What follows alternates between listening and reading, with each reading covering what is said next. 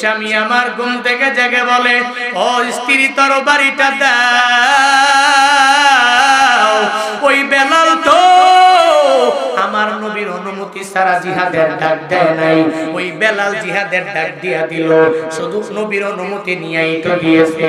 তরবারি দাও, এই তরবারি নিয়ে আমার যুদ্ধের ময়দানে যাওয়া লাগবে। তোর বাবা আমার সঙ্গ থেকে এই যে তরবারিটা নিয়ে রওনা হয়ে গেল, আজ পর্যন্ত ওই তোর বাবার চেহারা আমি দেখতে পারি নাই।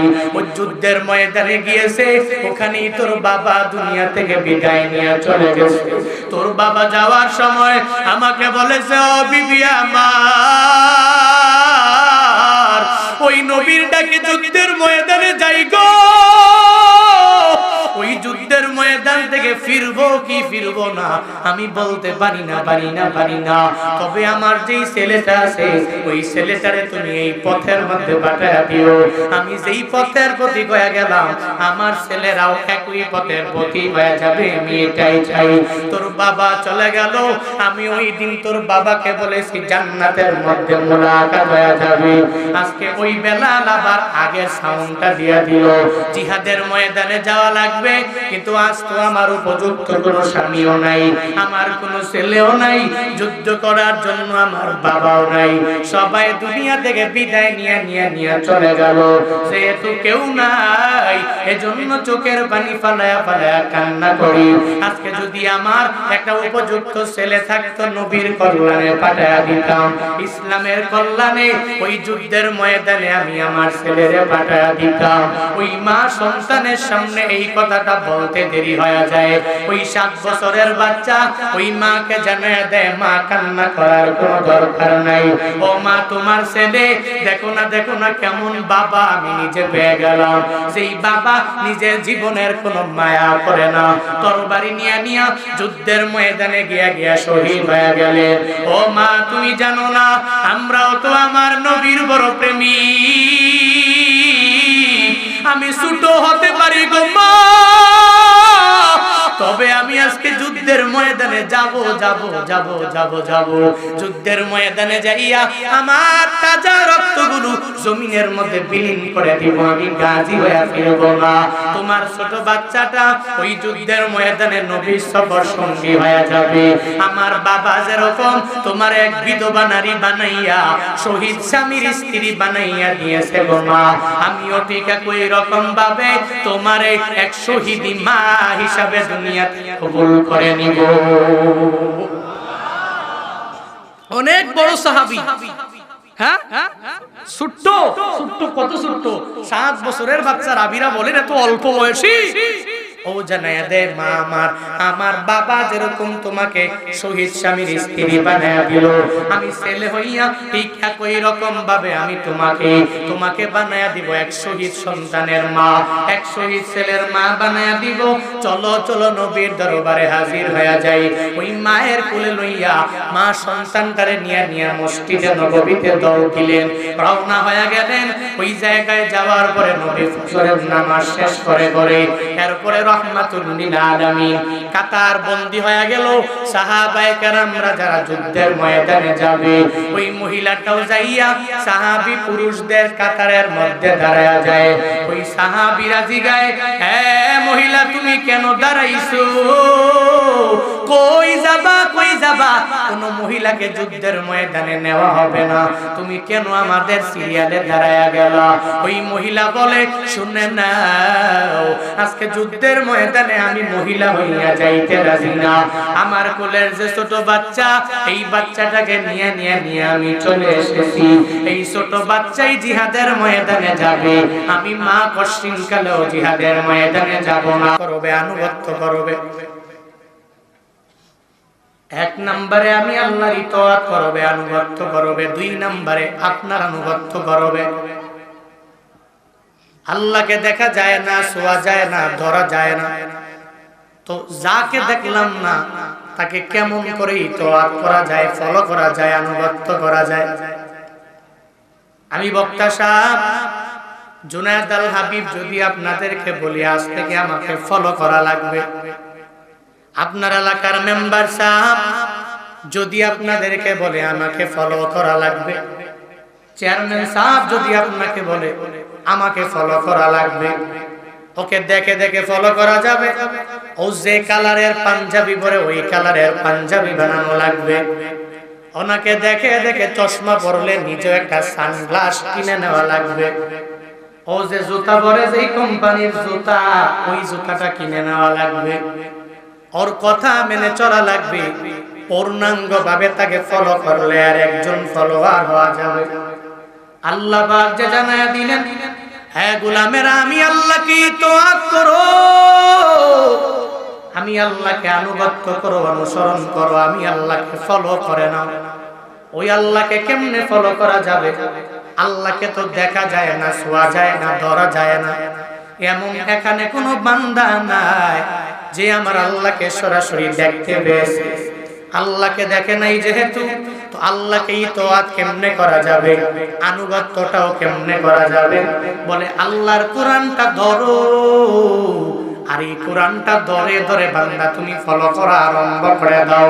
তোমার পরিবার চালানো লাগবে আল্লাহর কোরআনটা থেকে নিয়ে নিয়ে পরিবার চালাও। তোমার সমাজ চালানো লাগবে আল্লাহর কোরআনটা নিয়ে নিয়ে ওখান থেকে গাইডলাইন নিয়ে নাও। এরপরে কোন পথে যাওয়া লাগবে আল্লাহর কোরআনটা মেনে ওই পথের প্রতি হয়ে যাও। আল্লাহ পাক সুস্পষ্ট দুইটা লাইন দিয়া জানায়া দিলেন, ইন্নাল আবরারা লাফি নাঈম ওয়া ইন্নাল ফুজ্জারা লাফি জাহিম। নেক আমল করনে ওয়ালা ও বান্দা তোরা যাবি জান্নাতে, আর গুনাহ করনে ওয়ালা জাহান্নামে। ফারিকুন ফিল জান্নাহ ওয়া ফারিকুন ফিস সাঈর। একটা পথ হয়ে যাবে জান্নাতে, আরেকটা পথ হয়ে যাবে জাহান্নামে। যেই পথের প্রতি গাও না কেন আল্লাহ পাক তোমারে ওই পরিমাণ ক্ষমতা দিয়া দিলেন, ওই পরিমাণ পাওয়ার তোমারে আমারে আল্লাহ দিয়া দিলেন। আল্লাহ বলেন, হে গোলামেরা আমি আল্লাহকে তুই ইতাআত করে না, আমি আল্লাহকে তুই তো কোনোভাবে দেখতে পারবা না। তো আমার গাইডলাইন হিসাবে আমার কালাম, আমার কথা, এই কোরআনটা আমি আল্লাহ তোমাদের মাঝে দিয়া দিলাম। নবীর মাধ্যমে তোমাদের কাছে নিউজগুলো পাঠিয়ে দিলাম। দীর্ঘ 23 বছর লাগাইয়া আল্লাহ কোরআনটা নবীর উপরে নাজিল করলেন, অনর্থক বানায় নাই। আল্লাহ পাক এমনিতে এমনিতে এই কোরআনটাকে নাজিল করে নাই। লাইলাতুল কদরের রাতে আল্লাহ পাক এই কোরআনটাকে প্রথম আসমানে নাজিল করলেন। এই কোরআন ছিল লাউহে মাহফুজের ভিতরে। আল্লাহ পাক কত মায়া করে করে এই কোরআনটাকে একসাথে প্রথম আসমানের মধ্যে নাজিল করলেন।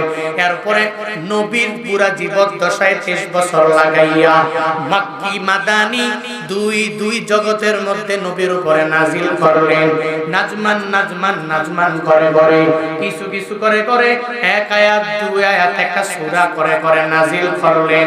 যেই সময় বান্দার যে সূরাটা লাগবে, যেই সময় বান্দা আটকায়া যাবে, আল্লাহর কোরআন যদি ফলো করে নাও বান্দা আটকাবা না। কারণ এই সংবিধান দুনিয়ার কোনো মানুষের বানানো সংবিধান না। এই যে কোরআন এটা একজনের কালাম, চিল্লা বলো তার নাম। এই কালামে জিন্দা কুরআনে হাকিম হিকমতেহু লা ইয়াজালাস্তু কদিম জামিউল ইলমি ফিল কুরআনে হাকিম তাকাসারাত আনহু আফহামুর রিজালি বকা কুরআন কালামুল্লাহ বসনো কদিমাস্তি নইনো। আল্লাহ পাক তোমাকে আমাকে মায়া করে কোরআন দিয়া দিলেন। আল্লাহকে তো দেখা যায় না, আল্লাহকে ছোঁয়া যায় না। ওই আল্লাহকে যেহেতু পেলাম না, আল্লাহকে দেখতেও পেলাম না। আল্লাহর কালাম এই কোরআনে আছে না নাই? আল্লাহর কোরআনটাকে পড়ো, আর এই কোরআন দ্বারা নিজের জিন্দেগিটাকে বান্দা তুমি গঠন করে নাও। তোমার পুরা জিন্দেগিটা চালানোর পথে কোরআনটাকে যদি ফলো করে নিতে পারো তো আমার এক আল্লাহকে ইতাআত করা হওয়া যাবে। কিন্তু কপাল বড় খারাপ আমাদের, আল্লাহর কোরআনটাকে রমজানে ধরলাম, এক বছর পরে পরে রমজানে পড়ার জন্য পাগল পারা হয়ে গেলাম। এটাকে আলমারির মধ্যে ঈদের নামাজের পরের দিন বই গিলাফ লাগাইয়া এরপরে কোরআনটাকে আলমারির উপরে রেখে দাও। আর পরে না, এক বছর পরে রমজান আসলে আবার ধরে। কিন্তু না রে মুসলমানেরা, আল্লাহ পাক যে মায়া করে তোমারে কোরআন দিয়া দিলেন, আল্লাহর কোরআন তুই পড়ো। নির্দিষ্ট কোন সময় আমার আল্লাহ নির্বাচন করে দেয় নাই। ফজরের নামাজের পর থেকে নিয়ে ঘুমাতে যাওয়ার আগ পর্যন্ত বান্দা পড়তে পারবা, রাতের বেলাও পড়তে পারবা, দিনের বেলাও পারবা। নির্দিষ্ট কোন সময় আল্লাহ ধার্য করে দেয় নাই। তবে রমজানে পড়লে একটা হরফের বদৌলতে আল্লাহ 70টা নেকি দিবে। এখন যদি পড়ে নাও, একটা হরফের বদৌলতে আল্লাহ 10টা নেকি দিয়ে দিবে। পৃথিবীর যত গ্রন্থ, যত বই বান্দা তুমি আর আমি পড়ি না কেন, এই যে ইউটিউবে ঢুকে ঢুকে নিজের সময় লস করে করে কত সিনেমা ছবি দেখলা। হে যুবকেরা, এমন কোন নাটক নাই যেই নাটকটা তুমি দেখলা না। যেদিন থেকে নাটকের একটা পোস্টার বের হয়ে গেল, ফেসবুকে ঢুকে ঢুকে কোন সময় রিলিজ হবে এটা দেখার জন্য পাগল করা হয়ে গেল। শুধু তাই না, বিভিন্ন ছায়া ছবি, বিভিন্ন সিনেমা দেখার জন্য পাগল পারা। যখনই আসবে শুনেছো তুমি, তখনই দেখার জন্য পাগল পারা হয়ে গেল। রিলিজ হইতে দেরি, 5 নাম্বার ভিউটা তোমার, তুমি দেখতেও পাগল পারা হয়ে গেল। কিন্তু আল্লাহর কোরআনটাকে যতক্ষণ ছবি আর সিনেমা দেখলা, হে মুসলমানদের যুবকেরা, ততক্ষণ যদি কোরআনটাকে হাতের মধ্যে লইয়া লইয়া তিলাওয়াত করতে পারতা, আর তিলাওয়াত করে করে কিছু অনুবাদ শিখে শিখে বাস্তব জীবনে আমল করতে পারতা, তাহলে বাংলাদেশের মুসলমান না, সারা বিশ্বের মুসলমানদের বর্তমানে এই অবস্থায় দুর্গতি হতো না, ঠিক কিনা? আল্লাহ তোমারে বড় একটা গাইডলাইন দিয়া দিলেন, কোরআন। এই কোরআন পড়ো। ও সিরাজগঞ্জের মুসলমানেরা, এই কোরআন পড়ে পড়ে নিজের জিন্দেগিটা গঠন করে নাও। আল্লাহর কোরআন যদি পড়ো, আল্লাহকে ইতাআত করা হয়ে যাবে। 2 নম্বরে আল্লাহ পাক জানায়া দিলেন কোরআনের পরে, এরপরে হাদিসে যাও, নবীর সুন্নতের উপরে আমল করে নাও। নবীর সুন্নতের উপর আমল কেমনে? একটা ব্যানার টানাইয়া পুরো একটা বছর পরে পরে যদি আমি নবীর জন্মদিনে যদি রেলি করার মাধ্যমে নবীর সুন্নত পালন করি, কেমন হয়ে যাবে? বলে 1 বছর পরে পরে একবার নবীর সুন্নাত পালন করব, বাকি সময়ে গালের মধ্যে দাড়িটাও লম্বা করব না। নবীর সুন্নাত অনুযায়ী নেসপেশাক আমি সুন্দর করে যদি পড়তে না পারি, নবীর সুন্নতে মুআক্কাদা আল্লাহ পাকের ফরজে আইন যদি নামাজ আদায় করতে না পারলাম, ওই নবীর প্রত্যেকটা সুন্নত আমি যদি পুরা জিন্দেগিতে চলার পথে আমি যদি সুন্দর করে এইগুলোকে জিন্দা যদি করতে না পারলাম, তাহলে একটা সুন্নতের আমল দিয়া নবীর ইতাআত করা হয় না। এলাকার মেম্বার যদি বলে, ও আমার ওয়ার্ডের লোকেরা, আমাকে তুই ফলো করো, ওই মেম্বার বলার পরে একটা জিনিস ফলো করলে ফলো করা হবে না। মেম্বারের চলার পথে সব কিছু মেম্বারের ফলো করা লাগবে। ইমামের ফলো করলে ইমাম যেমনে চলে, যেভাবে চলে ফলো করা লাগবে। আমার নবীরে যদি ফলো করতে চাও, ওই নবীরে যদি ইতাআত করতে চাও, ওই নবীরে যদি আনুগত্যের সর্বোচ্চ লেভেলে যদি তুমি নিয়ে যেতে চাও রে বান্দা, তাহলে একটা সুন্নতের আমল, 2টা সুন্নতের আমল করলে হবে না। 60তে আঘাত লাগলেও এরপরে ওই সুন্নতের আমল করা লাগবে। আবার যখন স্বার্থ হাসিল হয়ে যাবে, এরপরেও নবীর সুন্নতের আমল করা লাগবে, ঠিক কিনা? ওই নবীর ইতাআত করে নাও, আদেশটা তো আমি নিজে দিলাম না, এক আল্লাহ তোমারে আমারে ইতাআত শিখায়া দিলেন, তুই ইতাআত করবি আমি আল্লাহ, মানে আনুগত্য করবি আমি আল্লাহকে। এরপরে নবীর সুন্নতের উপরে আমল করে নাও, এরপরে নবীর ভালোবাসা নিজের অন্তরে জোগায়া দাও। নবীর ভালোবাসা কি? বলে সুন্নতের আমল করলেই হবে। নবী স্পষ্ট ঘোষণা দিয়া জানায়া দিলেন, মান আহাব্বা সুন্নতি ফাকাদ আহাব্বানি ওয়া মান আহাব্বানি কানা মাই ফিল জান্নাহ। নবী আমার বলেন, মান আহাব্বা সুন্নতি, যে আমার সুন্নতের ভালোবাসলো, মানে আমার সুন্নতগুলোকে যে আমার উম্মতেরা জিন্দা রাখলো, তাহলে সে আমি নবীকেই তো ভালোবাসলো। আমি নবীকে যারা ভালোবাসবে ও জাহান্নামে যাবে না, ওর শেষ ঠিকানা হবে আল্লাহর জান্নাত। ওই নবীর ইতাআত করো মুসলমান। ওই নবীর ইতাআত কেমনে করবা? নবীর ভালোবাসা প্রেম সাগরের মধ্যে কেমনে ডুব দিবা? বলে সাহাবায়ে কেরামের মতো হয়ে যাও, যেই সাহাবায়ে কেরামরা নিজের তাজা রক্তগুলো বিলীন করে দিয়া দিলেন একমাত্র নবীর মহব্বত নিয়া, ওই নবীর ভালোবাসা নিয়া এরা যুদ্ধের ময়দানে যাওয়ার জন্য পাগল পারা হয়ে গেলেন। নিজের জীবনটাকে পুরাই পিতা মনে করলেন। এই যে শরীরে রক্ত, এই রক্তগুলো জমিনের মধ্যে পড়বে, এই পুরা জমিন লালে লাল হয়ে যাবে। এরপরে এরা চিন্তা ভাবনা করে নাই। যদি বড় সাহাবীদের কথা বলি তাহলে তো অভাব নাই।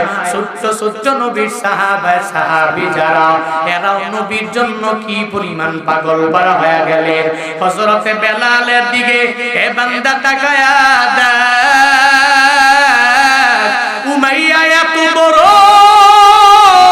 জুলুম করার পরেও, নির্যাতন করার পরেও, হযরতে বেলালের পরেও আহাত শব্দটা মুখ থেকে ফেলে দেয় না।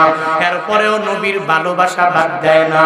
মসজিদে নববীর মুয়াজ্জিন হযরতে বেলাল প্রতিদিন তো আযান দেয়, নবীর দায়িত্ব নিয়া ফজরের নামাজে আযান দেয়, হাইয়া আলাস সালাহ, মানুষ নামাজের দিকে আসো। এরপরে জানায় দেয় হাইয়া আলাল ফালাহ, হে মানুষেরা যদি নামাজের দিকে আসো তাহলে তোমরাই হয়ে যাবা সফল কাম। হযরতে বেলাল মসজিদে নববীর মুয়াজ্জিন, নবীর আদেশ নিয়া প্রতিদিন ফজরের নামাজে হাইয়া আলাস সালাহ বলে সাউন্ড দেয়, এরপরে হাইয়া আলাল ফালাহ বলে সাউন্ড দেয়। একদিন বেলাল হাইয়া আলাস সালাহ বলে না, হাইয়া আলাল ফালাহ বলে না। একদিন হঠাৎ করে আমার নবীর অনুমতি পাইয়া ওই মাইকের মধ্যে, মাইক ছাড়া ওই মসজিদে নববীতে দাঁড়াইয়া ওখানে মিনারার মধ্যে সুন্দর করে সাউন্ড দিয়া দিল, হাইয়া আলাল জিহাদ। প্রতিদিন বেলাল আযান দেয়, আসো ও মুসলমানেরা, তোমরা নামাজের দিকে আসো আর সফলতার দিকে তোমরা দৌড়াইয়া আসো। কিন্তু হঠাৎ করে বেলাল যখন ঘোষণা দিয়া দিল জিহাদের ময়দানে যাওয়া লাগবে, কে আসো জিহাদের ময়দানে, আসো না, এই কথা বলার পরে মসজিদে নববীর পাশে এক আল্লাহর বান্দি মহিলা হাইয়া আলাল জিহাদ এই সাউন্ড শোনার পরে চোখের পানি ফালায়া কান্না করে। ওই মহিলার পাশে তার 7 বছরের একটা বাচ্চা, সে সাহাবী আমার নবীর হাতে কালিমা পড়নেওয়ালা মুসলমান। এই ছোট্ট বাচ্চাটা ওই মায়ের পাশে ওই জায়গায় মায়ের কান্না দেখে চোখের পানি ফালায়া বাচ্চাটাও কান্না করে। কেন কান্না করবে না? কারণ মা যদি ছেলের সামনে চোখের পানি ফালায়, ওই ছেলে কষ্টের কালেও নিজেকে ধরে রাখতে পারে না। ওই মায়ের জানিয়ে দেয়, ও মা তুমি কান্না করবা না, আমি ছেলে হইয়া তোমার কান্না মেনে নিতে পারি না গো মা। আমার সামনে তুমি কান্না করবা, কে তোমারে আঘাত দিয়া দিল? আমি তাকে দুনিয়া থেকে বিদায় করে দেওয়ার জন্য চলে যাব। ওই মা সন্তানটাকে সঙ্গে লইয়া শুইয়া কান্না করে। ছোট্ট সাহাবীটা ওই মায়ের জানায়া দেয়, মা আমার প্রতিদিন বেলাল হাইয়া আলাস সালাহ হাইয়া আলাল ফালাহ এই সাউন্ড দেওয়ার পরে তুমি নামাজে যাও, আর নামাজে দাঁড়াইয়া মুসল্লার মধ্যে তুমি নামাজ পড়ে পড়ে এরপরে কোরআন তিলাওয়াতের আমল চালু করে দাও। ও মা, আজকে এমন কি বেলাল সাউন্ড দিয়ে দিল, যেই সাউন্ড শোনার পরে তুমি চোখের পানি ফালায়া ফালায়া কান্না করলো। ওই মা আবার বলে, ও ছেলে, আমি চোখের পানি ফালায়া কান্না করি কেন তোর জানা নাই? আমি কেন কান্না করি জানো জানো জানো? আজ থেকে কয়েক মাস আগে একদিন বেলাল যখন সাউন্ড দিয়ে দিল, হাইয়া আলাল জিহাদের সাউন্ড দিল, তোর বাবা আমার পাশেই তো শোয়া ছিল। ওই তোর বাবা ইয়া আলাল জিহাদের সাউন্ড শোনার পরে এরপরে আর এই বিছানার মধ্যে একটু দেরি করে নাই। ওই স্বামী আমার ঘুম থেকে জেগে বলে, ও স্ত্রী, তরবারিটা দাও। ওই বেলাল তো আমার নবীর অনুমতি ছাড়া জিহাদের ডাক দেয় নাই। ওই বেলাল জিহাদের ডাক দিয়া দিল, শুধু নবীর অনুমতি নিয়েই তো দিয়েছে। তরবারি দাও, এই তরবারি নিয়ে আমার যুদ্ধের ময়দানে যাওয়া লাগবে। তোর বাবা আমার সঙ্গ থেকে এই যে তরবারিটা নিয়ে নিয়ে রওনা হয়ে গেল, আজ পর্যন্ত ওই তোর বাবার চেহারা আমি দেখতে পারি নাই। ওই যুদ্ধের ময়দানে গিয়েছে, ওখানেই তোর বাবা দুনিয়া থেকে বিদায় নিয়ে চলে গেছে। তোর বাবা যাওয়ার সময় আমাকে বলেছে, ও বিবি আমার, ওই নবীর ডাকে যুদ্ধের ময়দানে যাই গো। ওই যুদ্ধের ময়দান থেকে ফিরবো কি ফিরবো না আমি বলতে পারি না পারি না পারি না। তবে আমার যেই ছেলেটা আছে, ওই ছেলেটারে তুমি এই পথের মধ্যে পাঠায়া দিও।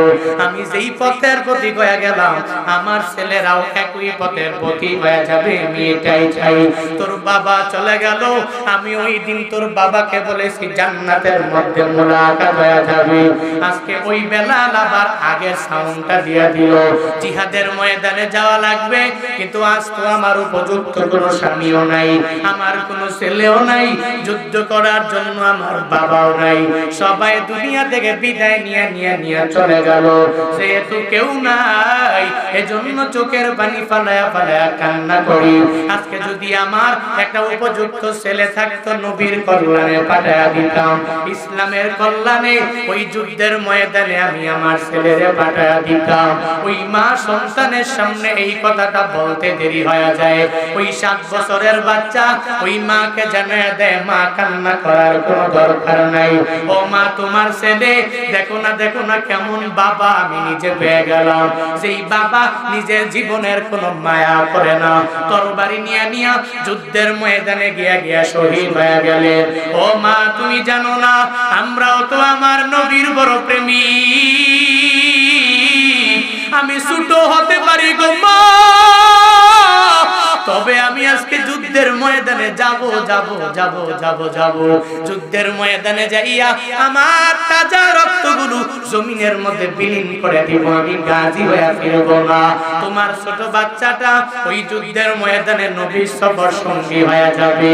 আমার বাবা যেরকম তোমার এক বিধবা নারী বানাইয়া শহীদ স্বামীর স্ত্রী বানাইয়া দিয়েছে গো মা, আমিও ঠিক একই রকম ভাবে তোমার এক শহীদি মা হিসাবে দুনিয়াতে কবুল করে নিব। অনেক বড় সাহাবী, হ্যাঁ ছোট্ট ছোট্ট, কত ছোট্ট, 7 বছরের বাচ্চা। রাবিরা বলেন এত অল্প বয়সী। ও জানায়া দে মা আমার, আমার বাবা যেরকম তোমাকে শহীদ স্বামীর স্ত্রী বানায়া দিল, আমি ছেলে হইয়া ঠিক একই রকম ভাবে আমি তোমাকে বানায়া দিব এক শহীদ সন্তানের মা, এক শহীদ ছেলের মা বানায়া দিব। চলো চলো নবীর দরবারে হাজির হয়ে যাই।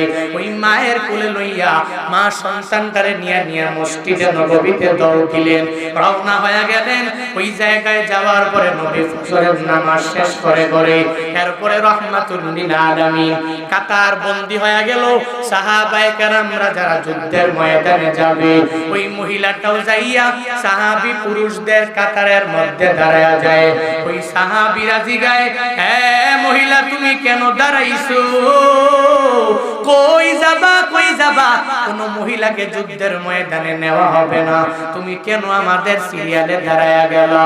ওই মহিলা বলে, শুনে নাও, আজকে যুদ্ধের ময়দানে আমি মহিলা হইয়া যাইতে রাজি না। আমার কোলের যে ছোট বাচ্চা, এই বাচ্চাটাকে নিয়ে আমি চলে এসেছি। এই ছোট বাচ্চাই জিহাদের ময়দানে যাবে, আমি মা কশিনকালেও জিহাদের ময়দানে যাব না। এরা হাসতে লাগলো, তুমি কি পাগল করা হয়ে গেল, পাগল হয়ে গেল নাকি? এত ছোট একটা বাচ্চা ও যুদ্ধের ময়দানে জিহাদ করার জন্য যাবে, আর আমরা এত বড় সাহাবী হওয়ার পরেও আমাদের হাতে তরবারির অভাব নাই, আমাদের হাতে তীরেরও অভাব নাই, আমরা তো সুন্দর করে ঘোড়ার উপরে উঠতে পারি, আমরা হস্তি বাহিনীর মতো ওই হাতির মধ্যে আমরা উঠে উঠে যুদ্ধ করতে পারি, আমরা আমাদের মালগুলো বুঝাই করে নিয়ে যুদ্ধের ময়দানে যাইতে পারি। তোমার এই ছোট বাচ্চা ও যুদ্ধের ময়দানে যুদ্ধ করতে পারবে না। ও মহিলা, যাও যাও, তোমার এই সন্তান নিয়ে তুমি চলে যাও। ওই মহিলা বলে, হে সাহাবায়ে কেরাম, না না, ওই যুদ্ধের ময়দানে আমি আমার ছেলেকে দেওয়ার জন্য এসেছি, ওই যুদ্ধের ময়দানে আমার ছেলে যাবে, তোমরা আমারে বারণ করো না, করো না, করো না, তোমাদের বারণ আমি মানতেও পারি না, আমাকে নিষেধ করবা না, আমি আমার ছেলেকে যুদ্ধের ময়দানে পাঠাবো। একটু জোরে যখন মহিলাটা চিৎকার দিয়া দিলেন, মদিনাওয়ালা নবীর কানে যায় বাড়ি হয়ে গেল। নবী আমার বলে, কে সেই মহিলা, আমার সামনে আসতে দাও। ওই মহিলা ছোট্ট ছোট্ট ছেলেটারে নিয়ে নবীর দরবারে চলে গেলেন। নবী বলে, তুমি কি চাও?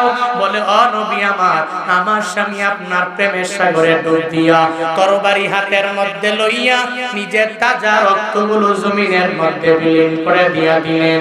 ও নবী আমার ছোট্ট সন্তানটারে নিয়ে আসলাম, ও যুদ্ধের ময়দানে আপনার প্রেমের সাগরে ডুব দিয়া যাইতে চায়, একটু আপনি নিয়ে যাবেন, ও যুদ্ধের ময়দানে চলে যাবে, যাওয়ার পরে ওই জায়গায় সে আপনাদের সামনে যুদ্ধ করবে। নবী আমার বলে, ও মহিলা, পারবে না, এত ছোট্ট সাহাবী, ও তো যুদ্ধের ময়দানে যেতে পারবে না, পারবে না, ও তরবারিও ধরতে পারবে না, এত ছোট, তরবারিটা তার চাইতে আরো অনেক পরিমাণ বড়। যাও যাও, এই ছোট্ট সাহাবী ওয়াদা দিয়া দিলাম, তুমি চলে যাও, তুমি বড় হয়ে যাওয়ার পরে আমি নবীকে সঙ্গে লইয়া, আমি নবী তোমাকেও সঙ্গে লইয়া যুদ্ধের ময়দানে উপস্থিত হয়ে যাব। কাফের মুশরিক যারা, এদের সাথে তুমি নিজেও বড় হলে যুদ্ধ করতে পারবা। এটা বলে বলে ওই মহিলাকে যখন বিদায় দেওয়ার জন্য নবী বলে, ওই মহিলা বলে, ও নবী আমার, না না, আমার ছোট্ট ছেলে যুদ্ধ করতে পারবে না, আমি জানি জানি জানি জানি, ভালো করেই জানি, ও তরবারিও ধরতে পারবে না, ও ঘোড়ার উপরে উঠতে পারবে না, ও যুদ্ধের ময়দানে আমি জানি ও যুদ্ধ করতে পারবে না গো নবী। কিন্তু ও নবী আমার, ওই যুদ্ধের ময়দানে যাওয়ার পরে কাফেরেরা আপনাকে মারার জন্য যখন ডান দিক দিয়ে মারবে, বাম দিক দিয়ে মারবে, আপনাকে সামন দিক দিয়ে মারবে, এরা তীর মেরে আপনাকে তীরের আঘাত দিয়া দুনিয়া থেকে বিদায় করার চেষ্টা করবে। ওই সময় আমার এই ছোট ছেলেরে, ও নবী গো, আপনার ডান দিকে লক্ষ্য করে করে ওই কাফের মুশরিক বেঈমানরা যখন আপনার দিকে তীর মেরে লক্ষ্য করে, তীর যখন মারবে, আমার ছেলেটারে আপনি ডান দিকে ধরে রাখবেন, আমার ছেলের গায়ে তীর পড়বে, নবী আপনার গায়ের মধ্যে তীর যাবে না। আবার কাফের মুশরিকেরা আপনার বাম দিকে লক্ষ্য করে যখন তীর মারবে, আমার ছেলেটারে লইয়া এরপরে আপনি বাম দিকে নিয়ে যাবেন, ওই ছেলেটার গায়ে তীর পড়বে, আমার নবী তীরের আঘাত থেকে বেঁচে যাবে। শুধু তাই না, তাই না, আমার এই ছেলেটাকে আপনি ঢাল হিসেবে ব্যবহার করবেন, তার বাবা যেই পথের প্রতীক হয়ে গেল, আমিও তারে ওই পথের প্রতীক বানাইতে যাই। ও নবী গো, যখন আপনার সামন দিকে বুকের মধ্যে তীর মারার জন্য ওই কাফেররা যখন মারবে, আপনি আমার এই সন্তানটারে সামন দিক দিয়া ধরে রাখবেন, আমার সন্তানের গায়ের উপরে তীর পড়বে, এরপরে আমার নবী তীরের আঘাত থেকে বেঁচে যাবে। আমার সন্তানের পুরো বডিটা, আমার সন্তানের পুরো শরীর তীরের আঘাতে ঝাঁঝরা হয়ে যাবে, এরপরেও আমার নবী দুনিয়াতে বেঁচে থাকবে, আমার নবী সুন্দরভাবে থাকবে, সালামতে থাকবে। আমার সন্তান আমার নবীর কারণে বিদায় হয়ে যাবে, কাল হাসরের ময়দানে আমি বলতে পারবো আল্লাহ আমি দুনিয়াতে এক শহীদ স্বামীর স্ত্রী দুনিয়াতে ছিলাম, এরপরে আমার ছেলের মায়া করে করে ছেলেটাকে আমি বুকের মধ্যে রাখি নাই, ওই নবীকে বাঁচাইবার জন্য আমি আমার ছেলেকে জিহাদের ময়দানে পাঠিয়ে দিয়েছি। ও আল্লাহ গো, আমাকে কি এই উসিলায় মাফ করে জান্নাতের মধ্যে দেওয়া যায় না? ওই দিন আমি আল্লাহর কাছে বললে আল্লাহ আমাকে মায়া করে এই উসিলায় হয়তো জান্নাতে দিতে পারে। সুবহানাল্লাহ, আর জোরে বলি সুবহানাল্লাহ।